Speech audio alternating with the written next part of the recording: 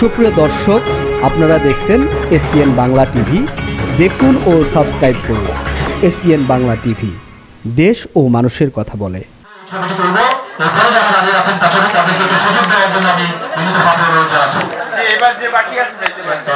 Sir, আমার অনুষ্ঠানে আসতে হবে। তাদের আরমান, তোমার অনুষ্ঠানে না যেতে পারি না আমি। আমাকে খুব অথচ ওনার ভাষাটা শেষ করা হয়েছে, এরপরও স্যার আমার আন্তরিকতায় আমাদের মাঝে উপস্থিত হয়ে আমি আজকে আমার সংগঠনের পক্ষ থেকে স্যারকে অনেক অভিনন্দন, কৃতজ্ঞতা জানাই। স্যারের জন্য দীর্ঘায়ু কামনা করি। আয়োজন প্রধান আলোচক যিনি আমাদের ডাকে প্রতিভা সাড়া দিয়ে আসে, অধ্যাপক ডাক্তার আহসানুল্লাহ স্যার। উনি সাধারণ একজন মানুষের মতো করে এসে বসে থাকে এখানে। আমি এখানে আসার পরে দেখলাম সাধারণ মানুষের মতো একজন গুণী ব্যক্তি হিসেবে চলে আসলেও ওনার জন্য আমি ধন্যবাদ জানাই, কৃতজ্ঞতা জানাই আমার সংগঠনের পক্ষ থেকে।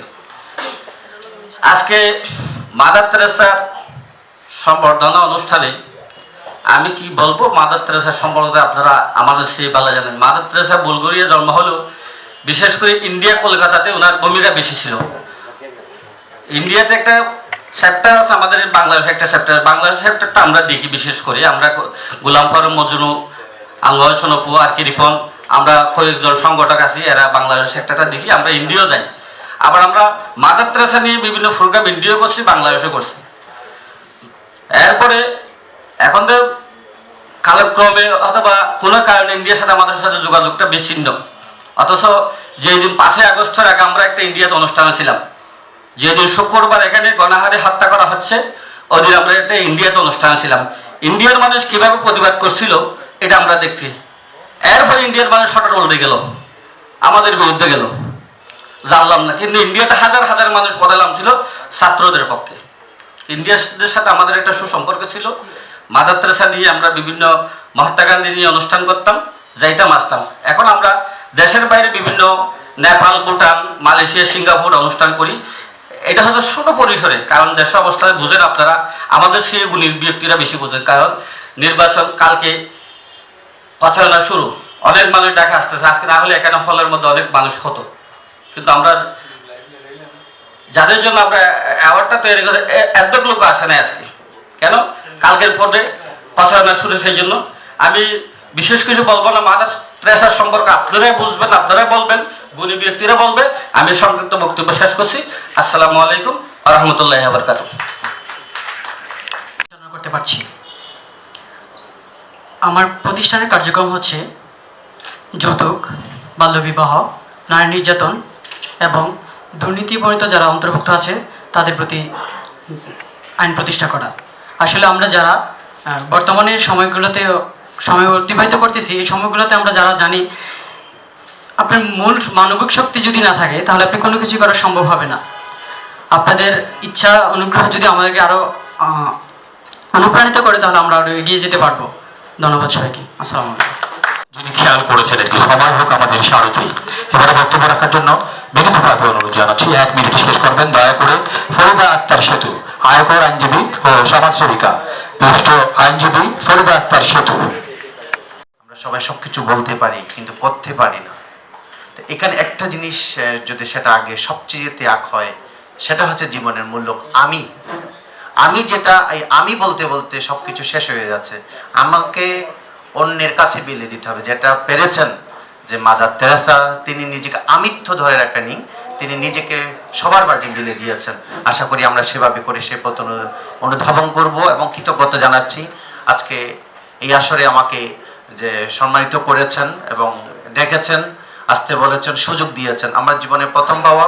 এই জন্য সবার প্রতি কৃতজ্ঞ এবং বেশি কৃতজ্ঞতা জ্ঞাপন করছে আজকে যারা আয়োজক তাদের প্রতি। এবং আমি আবারও পুনরায় সভাপতি, প্রধান অতিথি, সম্মানিত অতিথি সবার সাথে সাথে যারা উপস্থিত হয়েছেন সবার দীর্ঘ জীবন কামনা করে আমার কিছু কথা এখানেই শেষ করছি। অনেক ধন্যবাদ সংক্ষিপ্ত আকারে বক্তব্য রাখার জন্য। এবারে বক্তব্য রাখার জন্য আমি বিনীতভাবে অনুরোধ জানাচ্ছি আজকের অনুষ্ঠানের অন্যতম বিশেষ অতিথি, আমাদের journalist society for human rights এর চেয়ারম্যান, বিশিষ্ট সংগঠক এবং আজকের এই মাদার তেরেসার করছি আশা করছি আল্লাহ পাক স্যারকে দীর্ঘ হায়াত দান করবে, আগামী দিনেও আমাদের অনুষ্ঠানগুলোতে স্যারের উপস্থিতি আমরা পাবো। আমরা আজকে আমাদের একজন সহকর্মী সাংবাদিক কক্সবাজারের হান্নান শাহ আমাদের মাঝে নেই, গত প্রোগ্রামে তিনি আমাদের মাঝে ছিলেন, আজ কয়েকদিন হলো তিনি আমাদের মাঝ থেকে বিদায় নিয়ে আল্লাহর কাছে চলে গেছেন। আমরা তার বিদেহী আত্মার মাগফিরাত কামনা করছি। মাদার তেরেসা সম্পর্কে ইতিমধ্যেই আজকের মানুষের পাশে দাঁড়িয়েছে। এই জন্য আমি আমার ব্যক্তিগত পক্ষ থেকে এবং আমাদের অনুষ্ঠানের যারা উপস্থিত হয়েছে সকলের পক্ষ থেকে এই সংগঠনের মহাসচিব আমাদের আরমান চৌধুরী সব যারা রয়েছেন তাদেরকে ধন্যবাদ জানাই। আসলে আমাদের মাঝে আসে প্রধান অতিথি হিসেবে উপস্থিত হয়েছেন এমন একজন ব্যক্তি, আমি সেই বলে দিই আমরা সবাইকে একদিন মরতে হবে, তো রোজ কিয়ামতের দিন কিন্তু আমাদের বিচার হবে, সেদিন কিন্তু হাসরের ময়দানে আমাদের সবাইকে একত্রিত হতে হবে এবং আমাদের বিচার কিন্তু সেদিন হবে। কিন্তু দেখেন হযরত আদম আসলাম থেকে শুরু করে আজকের দিন পর্যন্ত এই দুনিয়াতে কিন্তু বিচার কাজ পরিচালনা করার জন্য মহান রব্বুল আলামিন যুগে যুগে কিন্তু নবী রাসূলদেরকে পাঠিয়েছেন। যেহেতু মহান ইমাম আসলাম যেহেতু আমাদের শেষ নবী, ওনার পরে যেহেতু আর কোনো নবী আসবেন না, এই কারণে আল্লাহ কিন্তু দেখেন একটি ধারাবাহিক কিন্তু রেখে গেছেন। তারই ধারাবাহিকতা আজকে যিনি আমাদের প্রধান অতিথি, বীর মুক্তিযোদ্ধা, একজন বীর মুক্তিযোদ্ধা, দেশের জন্য যিনি যারা কাজ করেছেন, আজকে আমরা এই বাংলাদেশে পেয়েছি তাদের জন্য বীর মুক্তিযোদ্ধা বিচারপতি মীর হাসনাত আলী স্যার আমাদের মাঝে উপস্থিত হয়েছেন। আমি কিন্তু দেখেন আমি কিন্তু বারবার একটি কথা বলেছি যে সেই আজম আল ইসলাম থেকে শুরু করে আজকের দিন পর্যন্ত বিচার কাজটি যারা পরিচালনা করবেন সেই গুরুত্বপূর্ণ দায়িত্বটি কিন্তু ছাড় করেছেন, তাকে আমরা আজকে প্রধান অতিথি হিসেবে পেয়েছি। আমি সবাইকে অনুরোধ করবো স্যারের জন্য এবং আমাদের আজকের অনুষ্ঠানের যারা বিশেষ অতিথি এবং যারা উপস্থিত রয়েছেন এবং যারা সম্মানিত হচ্ছেন, মাদার তেরেসা গোল্ড অ্যাওয়ার্ড পাচ্ছেন, সবাইকে একটু দাঁড়িয়ে সম্মান জানানোর জন্য অনুরোধ করছি, বিশেষ করে আমাদের প্রধান অতিথি স্যারের জন্য। সবাইকে ধন্যবাদ। আসলে আমরা আসলে আমাদের অনুষ্ঠানের অনেক সময় পার হয়ে গেছে, মানে কথা ম্যাক্সিমাম কথা আমাদের ভাই মদ্দু সাহেব বলে ফেলছেন মাদার তেরেসা সম্পর্কে। তবে আমি দু একটি কথা বলতে চাই মাদার তেরেসা সম্পর্কে, স্যার দু একটি কথা বলতে চাই মাদার তেরেসা সম্পর্কে। সেটা হচ্ছে কি জানেন, দেখেন একজন মানুষ উনি কিন্তু জন্মগ্রহণ করেছিলেন কিন্তু সেই কি বলে না আপনার ওই যে হ্যাঁ একটি মানে উন্নত দেশ, একটি ধর্মীয় একটি দেশ, সেই দেশ থেকে শুধু মানুষের সেবা করার জন্য কিন্তু আপনি কলকাতা চলে আসছেন। উনি সুলতান সুলেমানের যেই দেশ সেখান থেকে উনি কিন্তু জন্মগ্রহণ করেন। উনি দেখেন মানব সেবার জন্য উনি চলে আসছেন। আমরা কিন্তু কি করি, আমরা মানব সেবা তো দূরের কথা, আমরা আমাদের যে পরিবারের যে বাবা মা ভাই বোন দূরে গেলাম না, আত্মীয় স্বজন থেকে গেলাম না, আমরা কিন্তু তাদের সেবাই করি না।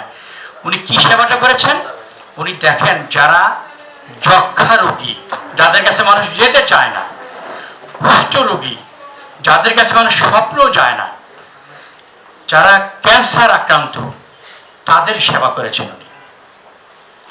আপনি একটাবার ভাবেন যে যেখানে আমরা বাবা মা সুস্থ, ভাই বোন সুস্থ, তাদের খেদমত করি না, এই ভদ্র মহিলা কিন্তু দেখেন কুষ্ঠ রোগী, যক্ষা রোগী, ক্যান্সার আক্রান্ত, তাদের সেবা করেছেন। এই জন্য কিন্তু উনি নোবেল পুরস্কার পেয়েছেন, ভারতরত্ন পুরস্কারও পেয়েছেন, এবং উনি কিন্তু ওনার নামটা সারা পৃথিবীতে জানে। আমাদের তো অনেক মহিলা আছে তাই না, অনেক সারা পৃথিবীতে অনেক, ওইভাবে কিন্তু সারা পৃথিবীতে তার নামটা কেউ জানে না। তো সুতরাং আমি একটি অনুরোধ করে আমি আমার বক্তব্য শেষ করবো। আজকে যারা আপনারা সম্মানিত হচ্ছেন, এখানে স্ট্যান্ডার্ড ইন্স্যুরেন্সের ব্যবস্থাপনা পরিচালক রয়েছেন মতিন সাহেব, তারপর কৃষিবিদ ইকবাল সাহেব রয়েছেন, বাংলাদেশ ব্যাংকের সাবেক পরিচালক একজন রয়েছেন, আরও সম্মানিত যারা উকিল, আমরা যারা সম্মানিত হচ্ছেন, আপনাদের সবার কাছে একটি অনুরোধ করব, এরকম একটি সংগঠন প্রোগ্রাম করতে গেলে কিন্তু অনেক সহযোগিতা লাগে। এই যে রিপন সাহেব, আরমান সাহেব, মনির সাহেব, অপু সাহেব, ওরা এই কাজগুলি করছেন। ওনাদের এই সংগঠনগুলি যখন প্রোগ্রামগুলি করে, সামাজিক কাজ করে, আপনারা কিন্তু আল্লাহর রাস্তায় হেল্প করার সুযোগও পান। কিন্তু এই যে দুষ্টদের শীতবস্ত্র বিতরণ করছে, এখানে আপনার একটা শরীর হলে তারা কিন্তু আরো ব্যাপক আকারে করতে পারে। আপনাদের পক্ষে হয়তো বা ওইভাবে ব্যাপক আকারে করার সুযোগ হয় না। আপনারা এইভাবে সংগঠনগুলি যারা করে, এই ধরনের অনুষ্ঠান যারা করে, তাদেরকে হেল্প করবেন, সহযোগিতা করবেন, তাহলে তারা আরও বেশি বেশি করে এই সমাজ সেবাটা, মানবতার কাজটা করতে পারবে। আমি সবাইকে ধন্যবাদ জানিয়ে আমি আমার বক্তব্য শেষ করছি। আল্লাহ হাফেজ। এদের মধ্যেও মাদার তেরেসার আদর্শের অনুসরণ প্রিয়তা পেয়েছেন বলে এদেরকে চিহ্নিত করছে। এবং আজকে যাদেরকে পুরস্কৃত অথবা সম্মানিত করা হচ্ছে বলে বলা হচ্ছে, আমি ব্যক্তিগতভাবে মনে করি সম্মানিত নয়, ইতিমধ্যে আমরা যে যা করেছি তার স্বীকৃতি ওনারা দিয়েছেন এবং ভবিষ্যতে আমরা যাতে আমাদের কর্মের পরিধি আরও বৃদ্ধি করি সেই দায়িত্ব আমাদের বাড়িয়ে দিয়েছে।